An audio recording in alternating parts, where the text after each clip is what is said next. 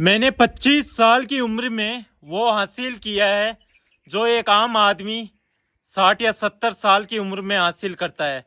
जैसे बालों का गंजापन, स्वभाव का चिड़चिड़ापन होना, आंखों में मोतियाबिंद होना, सुबह उठते ही पेट का दुखना। क्या बोलती है पब्लिक? तालिया तालिया तालिया, कालिया कालिया कालिया।